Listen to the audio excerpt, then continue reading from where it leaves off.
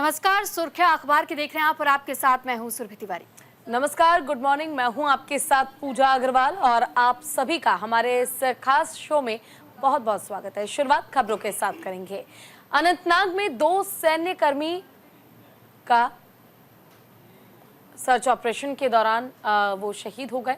तो फिलहाल देखिए, जम्मू कश्मीर के अनंतनाग में शनिवार को सुरक्षा बलों और आतंकियों के बीच मुठभेड़ में 2 जवान शहीद हो गए हैं, 3 जवान इसमें जख्मी हुए। इसके अलावा फायरिंग में 2 नागरिक भी घायल हो गए हैं।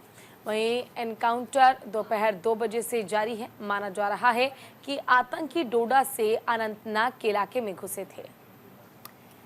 तो ये जानकारी के लिए बता दें कि ऑपरेशन जिले के कोकेरनाग टाउन में हुआ था और 10,000 फीट की ऊंचाई में ये पूरा ऑपरेशन चल रहा था और यहाँ घनी झाड़ियों और बड़े बड़े पत्थरों के बीच में आतंकी छिपे हुए थे। इस पूरी खबर में ये जानकारी साझा की गई है कि कैसे अनंतनाग में एक बार फिर से आतंकियों के साथ में सुरक्षा कर्मियों की मुठभेड़ हुई और इसी दौरान जहां 2 जवानों ने अपने सर्वोच्च बलिदान दिया तो वहीं दूसरी ओर 4 जवान घायल भी बताए जा रहे हैं। यानी कि ऐसे कई आतंकी हैं जिनके स्केच भी बीते कल जारी किए गए थे। आपने भी वो स्केच जरूर देखा होगा और सुरक्षा कर्मी लगातार वहां के स्थानीय लोगों से भी अपील कर रहे हैं कि जल्द से जल्द अगर आपको कोई भी जानकारी इन 4 संदिग्धों के बारे में मिलती है तो जरूर आप सुरक्षा कर्मियों को या जेके पुलिस को जरूर इस बात की जानकारी दें ताकि इन 4 जो आतंकी है इनके बारे में पता लगाया जा सके। हालांकि पूजा, हमने देखा है कि अब तक कितनी ज्यादा आतंकी घटनाएं जम्मू कश्मीर में एक बार फिर से बढ़ चुकी हैं। बिल्कुल, देखिए, और सुरभि, न केवल घटनाएं बढ़ी हैं बल्कि सबसे बड़ी बात यह है कि सर्च ऑपरेशन चलाया जा रहा है, लेकिन फिर भी जो आतंकी छुपे हुए हैं उन्हें ढूंढ पाना बड़ा मुश्किल सा हो गया है। और ऐसे में लोगों को भी ये समझाने की कोशिश की जा रही है कि इन आतंकियों को आप पनाह न दें, बल्कि आप अगर इनकी जानकारी पुलिस प्रशासन के साथ आप साझा करते हैं, अधिकारियों के साथ साझा करते हैं, तो इसके बदले में आपको इनाम दिया जाएगा। लेकिन आप उनके बारे में जरूर बताएं, क्योंकि अगर आज आप ये बात छुपाते हैं और आतंकी छुपे रहने में और अपने मंसूबों को अंजाम देने में सफल हो जाते हैं तो इससे नुकसान न केवल जम्मू कश्मीर का है बल्कि नुकसान देश का भी है। तो फिलहाल जम्मू कश्मीर में आतंकी घटनाएं बढ़ रही हैं और अनंतनाग में एक हादसा हुआ जिसमें मुठभेड़ के दौरान 2 जवान जो हैं वो शहीद हो गए। 4 फिलहाल घायल बताए जा रहे हैं जिन्हें अस्पताल में भर्ती करा दिया गया इलाज के लिए। लेकिन अभी भी आतंकियों के बारे में कोई जानकारी, कोई अपडेट नहीं है। चलिए खबरों में बढ़ेंगे आगे और रुख करेंगे हम अगली खबर का, जहां पर फिलहाल राष्ट्रपति को तिमोर लेस्ते का सर्वोच्च नागरिक सम्मान मिला है। तो अमर उजाला में इस खबर को जगह दी गई है। राष्ट्रपति द्रौपदी मुर्मू शनिवार को तिमोर लेस्ते के दौरे पर पहुंची और इस दौरान उन्हें रामोस होर्ता से देश के सर्वोच्च सम्मान grand collar of the order of Timor Leste से सम्मानित किया गया।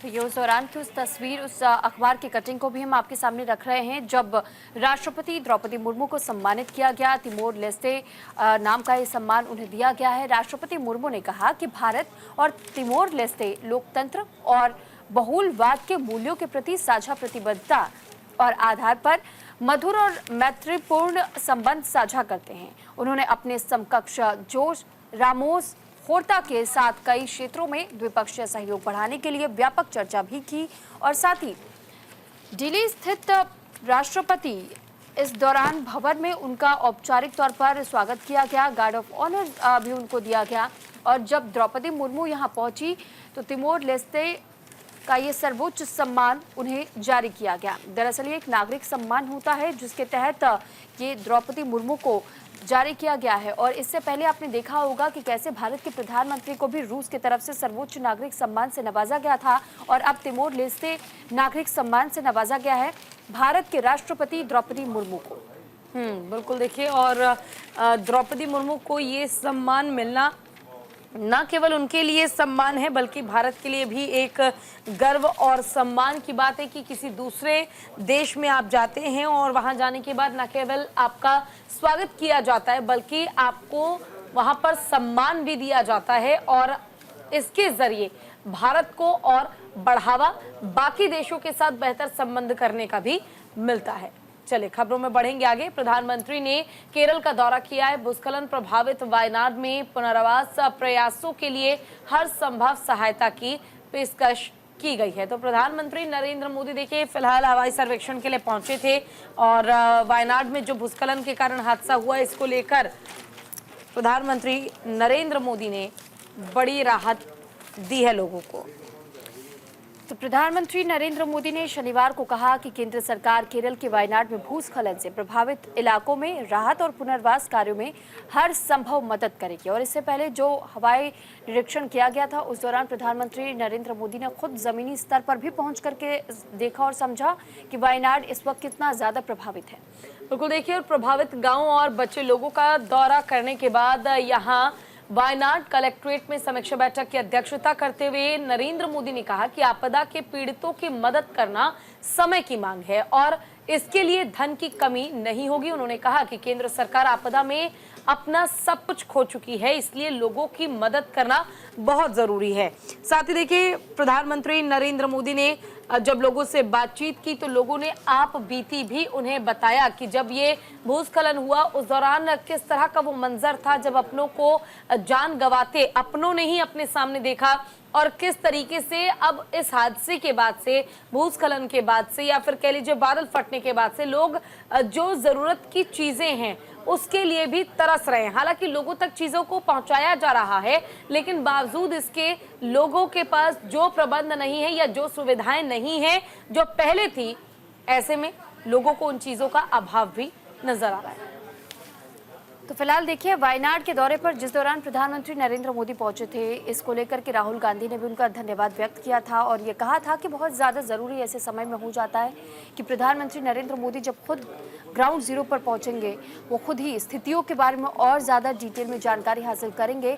तो ऐसे में वायनाड के लोग भी इस बात को समझ पाएंगे कि उनके साथ इस वक्त देश का हर नेता भी खड़ा है और साथ ही देश का जो मुखिया है वो भी उनके साथ है। और प्रधानमंत्री नरेंद्र मोदी ने हवाई निरीक्षण किया तो वहीं उसके बाद उन्होंने ग्राउंड जीरो पर पहुंच करके अधिकारियों से भी बातचीत की, तमाम बातों को लेकर के उन्होंने जायजा भी लिया और साथ ही साथ जो पीड़ित लोग थे उनसे भी मुलाकात की, जो लोग अस्पताल में भर्ती थे उनसे भी मुलाकात की और ये समझने की कोशिश की कि कितना ज़्यादा नुकसान वायनाड के लोगों को उठाना पड़ा है। हालांकि इस पूरे मामले में प्रधानमंत्री नरेंद्र मोदी ने हर किसी को इस बात को लेकर जरूर आश्वस्त किया कि अगर किसी को भी किसी प्रकार की कोई समस्या आती है तो सरकार हर प्रकार से सहयोग करने में सक्षम है और आपके लिए मदद का हाथ आगे बढ़ाया जाएगा। चले खबरों में बढ़ेंगे आगे और रुक करेंगे हम अगली खबर का। पीएम ने अमन से कहा आपका जीवन प्रेरणादायक है। तो फिलहाल देखिए भारत के प्रधानमंत्री नरेंद्र मोदी ने पेरिस ओलंपिक में कुश्ती में कांस्य पदक जीतने वाले अमन सहरावत से फोन पर बात की है और उन्होंने फोन पर बात करते हुए कहा कि अमन ने इतनी कड़ी मेहनत और संघर्ष किया है कि उनका जीवन देश के युवाओं के लिए एक प्रेरणा बन गया है। अमन ने प्रधानमंत्री नरेंद्र मोदी से कहा कि वो 2028 के ओलंपिक खेलों में गोल्ड मेडल लेकर आएंगे। तो फिलहाल देखिए ये अलग अलग अखबारों में आप इस खबर को देख पाएंगे और इस खबर में आप हेडलाइन पर भी अगर गौर करेंगे तो कहीं ना कहीं प्रधानमंत्री नरेंद्र मोदी ने जिस दौरान अमन सहरावत से फ़ोन पर बातचीत की और अमन सहरावत को इस बात का भरोसा भी दिलाया कि आप कई लोगों के लिए प्रेरणादायक है, प्रेरणा का स्रोत बन चुके हैं क्योंकि बेहद ही कम उम्र में अमन सहरावत ने जिस तरीके का शानदार प्रदर्शन पेरिस ओलंपिक के दौरान दिखाया पहलवानी में और एक और ब्रॉन्ज मेडल भारत के नाम दिलाया, तो ऐसे में कहीं ना कहीं उनकी तारीफ करना बनता है, जायज़ भी है क्योंकि जिस तरीके का स्ट्रगल इनकी अब तक की कहानी रही है, ऐसे में इन्होंने बहुत ज़्यादा स्ट्रगल भी देखा है अपने जीवन में और साथ ही उन्होंने मेहनत करना नहीं छोड़ा, मेहनत करने के लिए उन्होंने हार नहीं मानी, हर सिचुएशन से वो बाहर आए और उसके बाद वो पेरिस ओलंपिक तक पहुँचे अपने प्रदर्शन के दम पर, अपने मेहनत के बलबूते। और ऐसे में ये भी हम आपको बताने की कोशिश कर रहे हैं कि कैसे प्रधानमंत्री भी लगातार उन खिलाड़ियों को हौसला अफजाई कर रहे हैं जिन खिलाड़ियों ने पदक जीता, जिन खिलाड़ियों का शानदार प्रदर्शन रहा और यही वो कारण भी है जिस वजह से हमारे देश के खिलाड़ी लगातार अपनी सरकार पर भरोसा व्यक्त करते हैं। चले खबरों में बढ़ेंगे आगे। कांग्रेस नेता और पूर्व विदेश मंत्री नटवर सिंह का निधन हो चुका है और पूर्व विदेश मंत्री नटवर सिंह का शनिवार रात लंबी बीमारी के बाद निधन हो गया है। तो ये दुखद खबर है। आपकी जानकारी के लिए बता दें कि लंबे समय से बीमार चल रहे थे और ऐसे में जब इस बात की जानकारी मिली कि नटवर सिंह का निधन हुआ है, वो 93 साल के उस वक्त थे। उन्होंने गुरुग्राम के मेदांता अस्पताल में अंतिम सांस ली, जहां वो पिछले कई सप्ताह से बीमारी के इलाज के लिए भर्ती थे। नटवर सिंह का जन्म 1931 में राजस्थान के भरतपुर जिले में हुआ था और नटवर सिंह का अंतिम संस्कार रविवार को दिल्ली में होना है, यानी आज के दिन। वो कुछ समय से अस्वस्थ चल रहे थे और इसी वजह से गुरुग्राम के मेदांता अस्पताल में लंबे समय से वो भर्ती थे, इलाजरत थे। और अब जानकारी ये सामने आई कि कांग्रेस नेता पूर्व विदेश मंत्री नटवर सिंह का निधन हो गया है। बिल्कुल, तो देखिए फिलहाल बेशक ये दुखद खबर है, लेकिन वो लंबे समय से अस्पताल में भर्ती थे। मेदांता अस्पताल में उन्होंने अंतिम सांस ली है और काफ़ी लंबे समय से बीमार चल रहे थे और अस्पताल में इलाज के दौरान ही उनकी मृत्यु हो गई है। तो फिलहाल खबरों में भी बढ़ेंगे आगे। देखिए 93 साल के थे वो और उन्हें सांस लेने में दिक्कत हो रही थी, इस तरह की कुछ परेशानियां थी जिस कारण वो अस्वस्थ थे।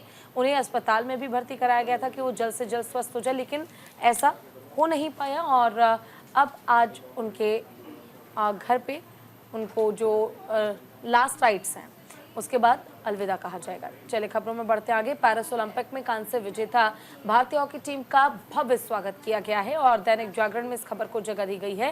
कांस्य पदक जीतने वाली भारतीय पुरुष हॉकी टीम का शनिवार 10 अगस्त को पेरिस ओलंपिक 2024 से स्वदेश लौटने पर भव्य स्वागत किया गया और कप्तान हरमनप्रीत सिंह की अगुवाई वाली भारतीय टीम ने प्ले ऑफ मैच में स्पेन को हराकर तीसरा स्थान हासिल किया।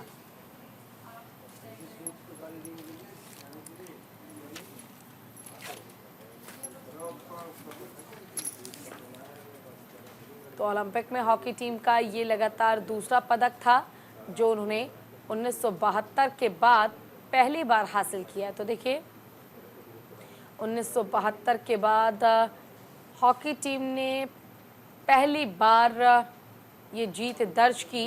एक लंबे अरसे के बाद, एक लंबे इंतज़ार के बाद टीम इंडिया जीती। बिल्कुल 52 सालों का समय लग गया जब एक बार फिर से ये बड़ी जीत, बड़ी उपलब्धि इंडियन मेंस हॉकी टीम को मिली है और साथ ही कांस्य पदक जीत करके भारत का नाम एक बार फिर से हॉकी के मैच में ऊंचा किया है। और ऐसे में जहां एक और जैसे ही हॉकी टीम वापस लौटी भारत, तो भारत में उनके कदम रखते ही उनका जोरदार स्वागत एयरपोर्ट से ही किया गया और उसके बाद जैसे ही यह हॉकी टीम एक एक करके अपने स्थानीय निवास पर भी जाएगी और जब अपने घर भी पहुंचेंगे तो इसी तरीके का उत्साह उनके घर पर भी देखने को मिलेगा। हालांकि इस वक्त देश में जरूर खुशनुमा माहौल है।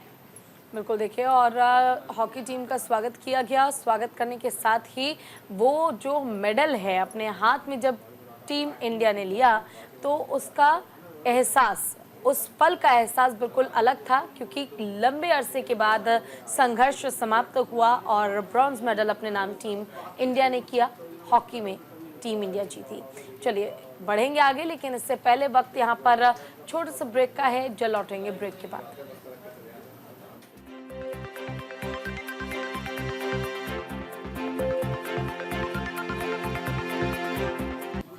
ब्रेक के बाद एक बार फिर आपका स्वागत है और इस बीच एक और बड़ी खबर आपको बता देते हैं। दरअसल बांग्लादेश में प्रदर्शनकारियों ने सुप्रीम कोर्ट को घेरकर मुख्य न्यायाधीश का भी इस्तीफा मांग लिया और इस खबर को हर अखबार ने भी जगह दी है, क्योंकि ये खबर बांग्लादेश से बेहद बड़ी खबर सामने आई है। बांग्लादेश में हालात अभी भी सामान्य नहीं हुए हैं और इसी बीच शनिवार को बांग्लादेश के मुख्य न्यायाधीश ओबैदुल हसन और शीर्ष अपीलीय प्रभाग के 5 अन्य जजों ने इस्तीफा दे दिया।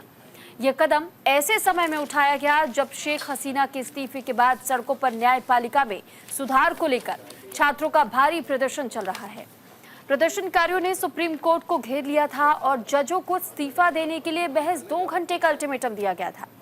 हालात को बेकाबू होता देख चीफ जस्टिस ने इस्तीफे का ऐलान कर दिया। इसके बाद सैयद रफत अहमद को बांग्लादेश के नए चीफ जस्टिस के रूप में नियुक्त किया गया है। तो फिलहाल बांग्लादेश के हालात दिन पर दिन बिगड़ते चले जा रहे हैं और ऐसे में अब मुख्य न्यायाधीश का इस्तीफा जबरन मांगा गया। बिल्कुल, तो देखिए बांग्लादेश में जिस तरह से प्रदर्शन किया गया, छात्रों की ओर से आरक्षण का विरोध किया गया और एकाएक बांग्लादेश की जो पीएम है उन्हें इस्तीफा देना पड़ा था। इसको लेकर ही अब अपडेट जो है वो हम आपको बता रहे हैं। बांग्लादेश में प्रदर्शनकारियों ने सुप्रीम कोर्ट को घेर मुख्य न्यायाधीश का भी इस्तीफा ले लिया है। सेना की मौजूदगी में न्यायाधीश को दी गई थी गंभीर परिणामों की धमकी। बांग्लादेश बैंक के गवर्नर अब्दुल रऊफ और त्यागपत्र उन्होंने भी दिया और ढाका विश्वविद्यालय के कुलपति के भी इस्तीफे की सूचना मिल रही है कि उनसे भी जो इस्तीफा है वो मांगा जा रहा है। बांग्लादेश में शेख हसीना को प्रधानमंत्री पद और देश छोड़ने के लिए विवश करने वाले छात्रों और युवाओं ने शनिवार को सुप्रीम कोर्ट को घेर लिया और परिसर में घुसकर मुख्य न्यायाधीश के इस्तीफे की मांग करने लगे और मांग करते हुए घंटों हंगामे की स्थिति वहां पर देखने को मिली। मुख्य न्यायाधीश उबैदुल हसन ने दोपहर 1 बजे इस्तीफा दे भी दिया और 5 अन्य न्यायाधीशों के इस्तीफे की भी सूचना है।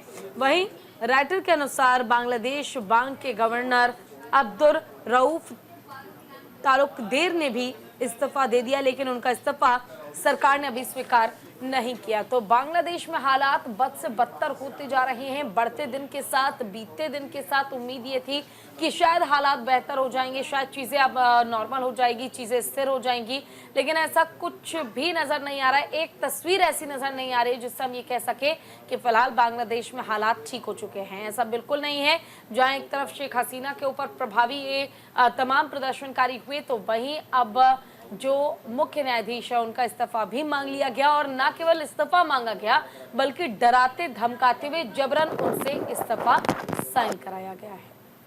तो इससे पहले आपने देखा कि कैसे शेख हसीना पर भी वो दबाव बनाया गया था बांग्लादेश में, और बांग्लादेश में शेख हसीना पर दबाव बनाने के बाद पहले उनका इस्तीफा मांगा गया। 45 मिनट का समय उन्हें दिया गया कि वो या तो देश छोड़ करके कहीं सुरक्षित स्थान पर चले जाए, जिसके बाद से भारत से उन्होंने शरण मांगी। और अब ये खबर बांग्लादेश से सामने आ रही है एक और, जहां वहां अल्पसंख्यकों पर अत्याचार किए जा रहे हैं। तो इसी बीच प्रदर्शनकारियों ने कोर्ट का घेराव किया और ऐसे में कोर्ट का घेराव करते हुए मुख्य न्यायाधीशों से भी इस्तीफा रखने की बात कही और इसके बाद से इस्तीफा रखा भी गया।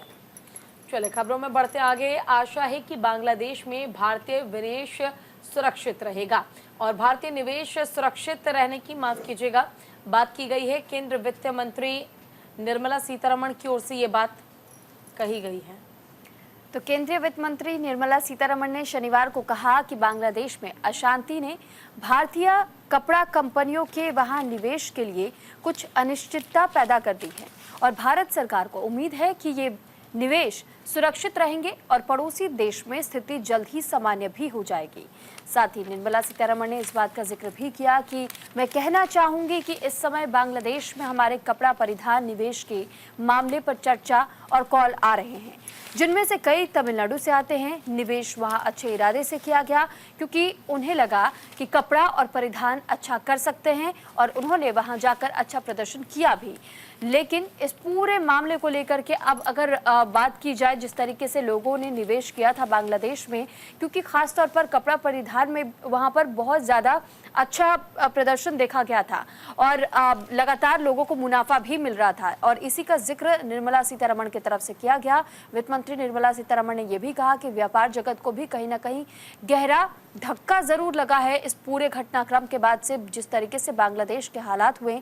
बांग्लादेश में उन निवेशकर्ताओं के लिए भी खासतौर पर ये बहुत बड़ा मौका रहा था कि वो मुनाफा कमा पाते, क्योंकि इकोनॉमी भी बांग्लादेश की अच्छी जा रही थी। लेकिन अचानक से जिस तरीके की हिंसा हुई और प्रदर्शनकारियों ने प्रदर्शन करने की शुरुआत की, ऐसे में भारी तादाद में व्यापार जगत को भी तगड़ा झटका लगा। बिल्कुल, देखिए खबरों में बढ़ते आगे। कोलकाता के अस्पताल में प्रशिक्षु डॉक्टर से बलात्कार और हत्या के आरोप में युवक गिरफ्तार कर लिया गया है। हिंदुस्तान टाइम्स में इस खबर को जगह दी गई है। कोलकाता पुलिस ने शनिवार को एक सरकारी अस्पताल में पोस्ट ग्रेजुएट ट्रेनी डॉक्टर के साथ कथित तौर पर बलात्कार करने और उसकी हत्या करने के आरोप में एक व्यक्ति को गिरफ्तार कर लिया है। तो मामले से अवगत अधिकारियों ने इस बात की जानकारी साझा की और इस घटना ने पश्चिम बंगाल को झकझोर कर रख दिया और पूरे राज्य में मेडिकल स्टाफ ने इसका विरोध जाहिर किया। मुख्यमंत्री ममता बनर्जी ने कहा कि सरकार दोषियों के खिलाफ मृत्युदंड की मांग करेगी और पुलिस ने बताया कि आरोपी की पहचान कोलकाता निवासी संजय रॉय के रूप में की गई है।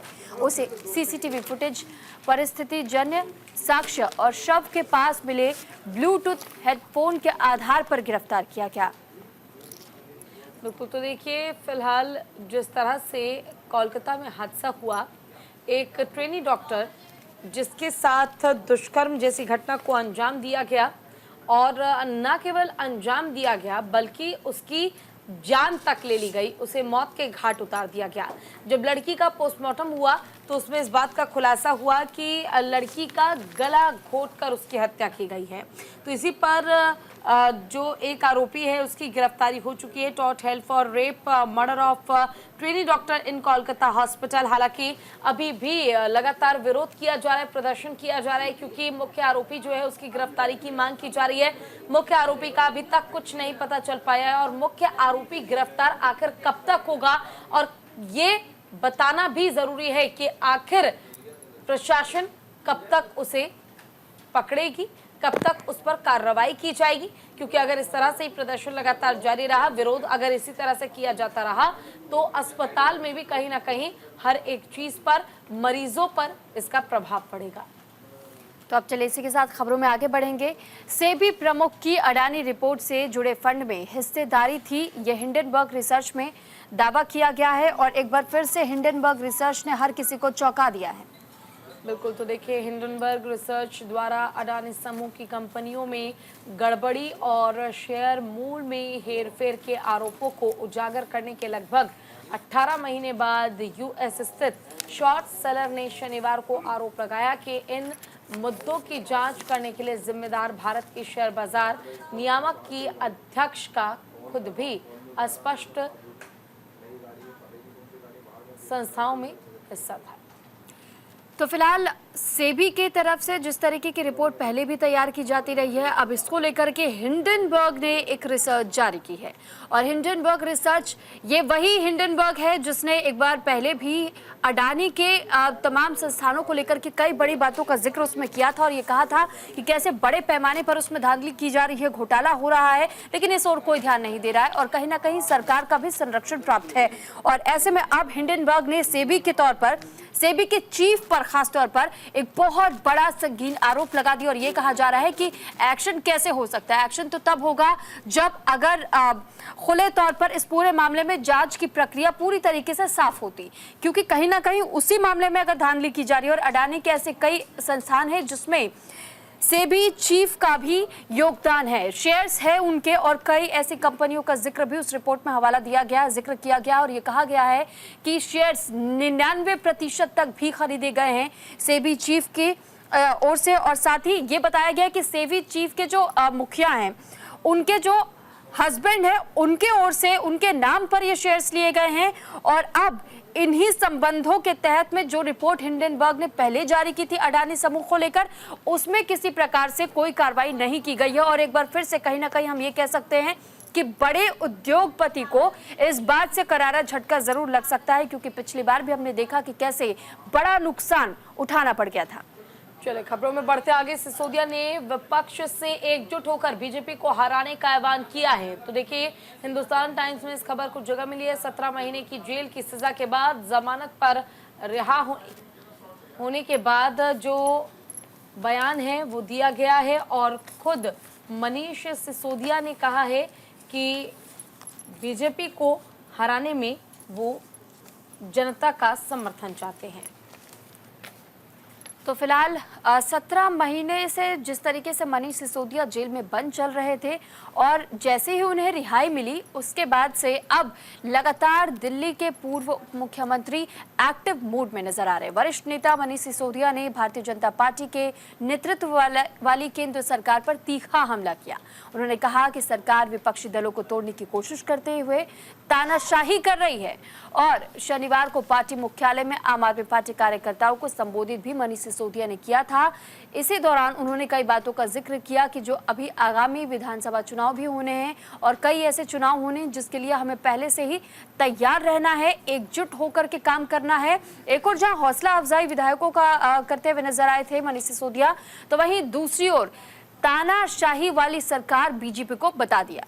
बिल्कुल देखिए, in his first visit to Aam Aadmi Party headquarter since his arrest in a corruption case last year, senior party leader Manish Sisodia urged the opposition to unite and push for Delhi chief minister Arvind Kejriwal to release, यानी कि सभी विपक्षी दल एकजुट हों, एक साथ आए, जैसे कि इंडिया अलायंस बना और सभी विपक्षी दल दिल्ली के मुख्यमंत्री अरविंद केजरीवाल को भी अब जेल से बाहर निकालने में एक दूसरे के समर्थन के साथ सहयोग करें, क्योंकि अब समय आ चुका है कि दिल्ली के मुख्यमंत्री अरविंद केजरीवाल को भी बाहर निकाला जा सके। If their entire opposition give a call with full force, Arvind Kejriwal will come out of jail within 24 hours। इसका मतलब ये है कि ऑपोजिशन अगर एक साथ हो जाता है, यूनिटी अगर उनके बीच नजर आती है, तो मनीष सिसोदिया का ये कहना है कि किसी की इतनी हिम्मत नहीं है कि वो अरविंद केजरीवाल को रिलीज ना करे।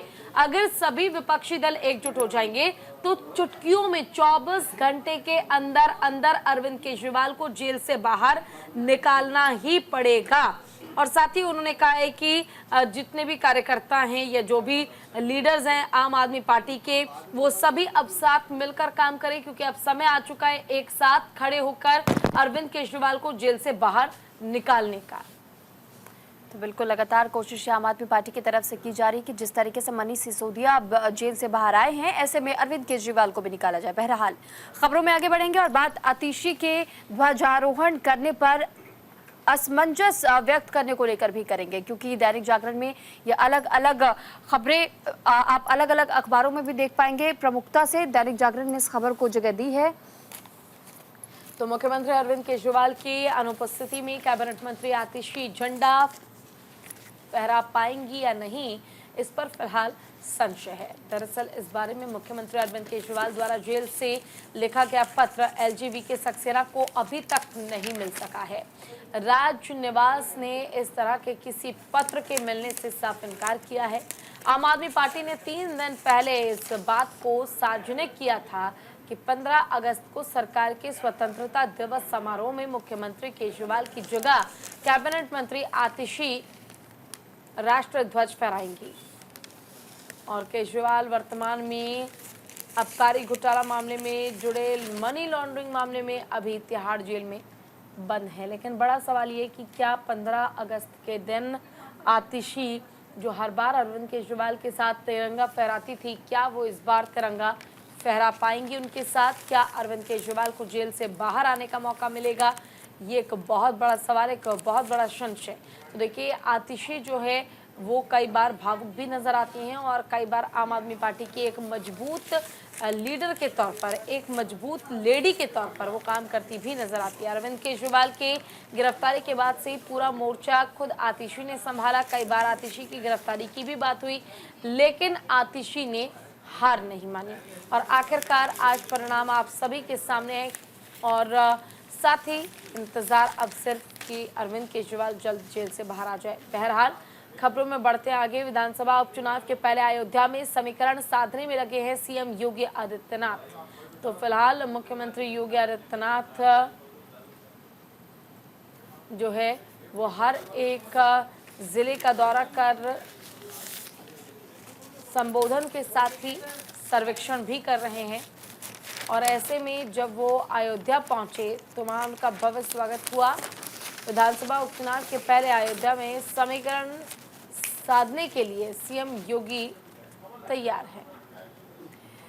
तो फिलहाल विधानसभा उपचुनाव को लेकर के लगातार पहले से ही तैयारियां की जा रही हैं और समीकरण को समझने की आवश्यकता बहुत ज़्यादा हो जाती है, खासतौर पे अयोध्या की जब बात आती है, क्योंकि अयोध्या पर बीजेपी को कहीं ना कहीं बहुत ज़्यादा भरोसा था कि अगर राम मंदिर का निर्माण करवाया है तो खासतौर पे अयोध्या में उन्हें वोट ज़रूर मिलेगा। लेकिन सबसे ज़्यादा बुरी हार का सामना अयोध्या में ही बीजेपी को करना पड़ गया। अब जब उपचुनाव के लिहाज से हम बात कर लें या फिर फार्मेसी कॉलेज में एक मंदिर का उद्घाटन करने का जिक्र हम करें, जब सीएम योगी आदित्यनाथ उद्घाटन करने के लिए पहुंचे हुए थे तो उन्होंने कार्यकर्ताओं से भी मुलाकात की और साथ ही उपचुनाव को लेकर के रणनीति भी तैयार करने का जिक्र उन्होंने किया और कहा कि जो चूक अब तक लोकसभा चुनाव के दौरान हमने की है, इस तरीके की गलती दोबारा नहीं दोहराई जानी चाहिए।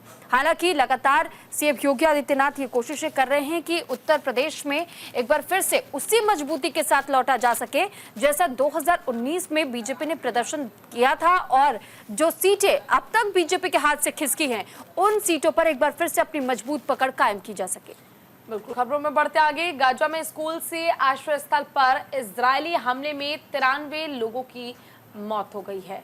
और देखिए, द हिंदू खबर जो है वो इस अखबार में छापी गई है और फिलहाल बड़ा हादसा हुआ है। तो फिलिस्तीनी स्वास्थ्य अधिकारियों ने बताया है कि शनिवार की सुबह गजा में एक स्कूल में शरण लिए गए एक स्कूल पर इजरायली हवाई हमला हुआ, जिसमें कम से कम 93 लोगों की जान चली गई। ये इजरायल और हमास के बीच 10 महीने से चल रहे युद्ध में सबसे घातक हमले में से एक बताया गया। हमास ने उत्तरी गजा में खतरनाक वृद्धि की निंदा की है, जो अंतर्राष्ट्रीय मध्यस्थों द्वारा युद्धरत पक्षों को युद्ध विराम और बंधक मुक्ति समझौते की दिशा में बातचीत करने के लिए फिर से शुरू करने की ओर आमंत्रित किए जाने के बाद हुआ था। दरअसल पहले ही इजरायल और हमास के बीच में जिस तरीके का युद्ध हमने देखा और जैसा संघर्ष अभी भी दोनों ही देश कर रहे हैं कहीं ना कहीं, खास तौर पर गजा के लोग की अगर हम बात करें तो वहां पर जिस तरीके से हमास के टेररिस्ट के कारण और हमास के लोगों के कारण वहां आम लोगों को भी इस युद्ध का दर्द झेलना पड़ रहा है, लोगों को परेशानियों को झेलना पड़ रहा है और इजरायल की तरफ से भी अभी भी युद्ध थमने का नाम नहीं ले रहा है। इजरायल का ये साफ कहना है कि जब तक वो लक्ष्य को भेद ना ले, यानी कि जब तक हमास का पूरी तरीके से खात्मा ना कर दे, तब तक वो शांति से नहीं बैठेंगे और ना ही इस युद्ध को रोका जाएगा। हालांकि युद्ध विराम की स्थिति हमने जरूर देखी थी कुछ समय के लिए, क्योंकि ये कहा गया था कि दोनों ओर से कुछ बंदियों को एक दूसरे देशों में दोबारा से रिलीज किया जाएगा, भेजा जाएगा, जिनको अब तक कैदी बनाया गया था। और इसी दौरान कुछ समय के लिए युद्ध जरूर हुआ था, लेकिन ये जानकारी के लिए बता दें कि इजरायली सेना लगातार हमले अभी भी गजा पर कर रही है। बिल्कुल, देखिए, और हमले में कम से कम 19 फिलिस्तीनी आतंकवादी जो है वो मारे गए हैं, यानी 19 फिलिस्तीनी आतंकवादियों का खात्मा हुआ है, उनकी मौत हुई। लेकिन फिलहाल जिस तरह की स्थिति बनी हुई है, मानो ऐसा लगता हो जैसे वर्ल्ड वॉर चल रहा हो। काफ़ी लंबे समय से ये जंग चल रही है। फिलिस्तीन स्वास्थ्य अधिकारियों ने बताया कि शनिवार की सुबह गाजा में एक स्कूल में शरण लिए गए एक स्कूल पर इजरायली हवाई हमला किया गया, जिसमें कम से कम 93 लोगों की मौत हो गई। ये इजरायल और हमास के बीच 10 महीने से चल रहे युद्ध में सबसे घातक हमलों में से एक है। तो लगातार देखिए, हमास और इजरायल दोनों ओर से ही ये युद्ध थमने का नाम नहीं ले रहा है। हमास भी लगातार यही कह रहा है कि आप इजरायल को कहिए, और इसमें कहीं ना कहीं जिस तरीके से इस वक्त हम देख रहे हैं कि कैसे हमास को कई ऐसे इस्लामिक स्टेट्स का समर्थन मिला, तो वहीं दूसरी ओर इजरायल के पक्ष में अमेरिका भी उतरता हुआ नजर आ रहा है। और वहीं अब कोशिश ये है गजा को सपोर्ट करने की रूस की तरफ से भी, क्योंकि इजरायल और रूस में भी इस वक्त नहीं बन रही है। और ऐसे में जो अनबन की स्थिति इस वक्त हम लगातार देख पा रहे हैं, ऐसे में ये कोशिश जारी है इजरायल की कि जल्द से जल्द हमास का खात्मा कर सके, वो अपने टारगेट को अचीव कर सके। क्योंकि बहुत पहले ही इजरायल के प्रधानमंत्री ने भी इस बात को स्पष्ट कहा था और ये इस बात की जानकारी भी साझा की गई थी कि पहला अटैक हमास की तरफ से किया गया था। अगर ऐसा नहीं होता तो हमारी ओर से युद्ध की शुरुआत नहीं की जाती, लेकिन अगर उन्होंने इस युद्ध की शुरुआत की, हमारे लोगों को मारा है, तो ऐसे में चुन चुनकर हमास के आतंकियों का सफाया किया जाएगा। ये इजरायल की तरफ से पहले ही बयान जारी किया गया था और उसी के तहत हम इस संघर्ष को आज भी देख रहे हैं। बिल्कुल, देखिए सुरभि, और कहा गया था कि अगर उधर से हमला किया जाता है हमास की ओर से तो हम छोड़ेंगे भी नहीं और इसका बदला भी लेंगे। लेकिन ठीक ऐसा ही हुआ, जिसमें 93 लोगों की जान चली गई और कहीं ना कहीं न केवल 93 लोगों की जान गई, बल्कि देश पर भी इसका वैश्विक तौर पर अलग अलग देशों पर बुरा प्रभाव पड़ रहा है। और इकोनॉमिक अगर हम बात करें बाकी देशों की, तो वो भी इस युद्ध की वजह से बिगड़ती नजर आ रही है। लेकिन हमास की ओर से जिस तरह से एक बार फिर गाजा को अपना निशाना बनाया गया, उस पर हमला किया गया, इसमें 93 लोगों की जान चली गई है। 93 लोगों की जान जाने के बाद आप अभी बीच का वो समय याद कीजिए जब युद्ध पर विराम लगा था, सब कुछ बिल्कुल शांत था, लेकिन अचानक से एकाएक इस तरह से वापस युद्ध शुरू होना, ये इशारा है कि कहीं कुछ बड़ा तो नहीं होने वाला है। बिल्कुल, तो कहीं ना कहीं उन शक्तियों को भी खत्म करने की ओर ये इशारा होता है, क्योंकि इससे पहले भी आपने देखा होगा कि कैसे इजरायल पहले भी युद्ध कर चुका है, 6 देशों को एक साथ हरा चुका है। और इसीलिए इजराइल को ये भरोसा है, क्योंकि मोसाद का अगर हम जिक्र करें, मोसाद की पूरी टीम इजराइल के पास है और इजराइल इस बात के लिए सबसे पहले जाना जाता है कि अगर वर्ल्ड में आर्मी को लेकर के बात की जाए, खुफिया एजेंसियों को लेकर के बात की जाए, तो सबसे ऊंचाई पर नाम अगर किसी का आता है तो वो मोसाद का। और ऐसे में मोसाद को इसलिए भी जाना जाता है कि अगर इजराइल के किसी भी व्यक्ति को हानि पहुंचाने की कोशिश की गई तो उन्हें चुन चुन करके ढेर करने का काम मोसाद करता है। बिल्कुल, तो देखिए फिलहाल खबरों का सिलसिला जो है वो इसी तरीके से जारी है और हर एक बड़ी खबर हम आपको सुर्खियां अखबार में दिखाते हैं और अखबारों के जरिए पूरी डिटेल देने की भी कोशिश की जाती है। फिलहाल के लिए बस इतना ही, लेकिन खबरों का सिलसिला दिन भर जारी रहेगा। कहीं मत जाइए, देखते रहिए न्यूज़ इंडिया।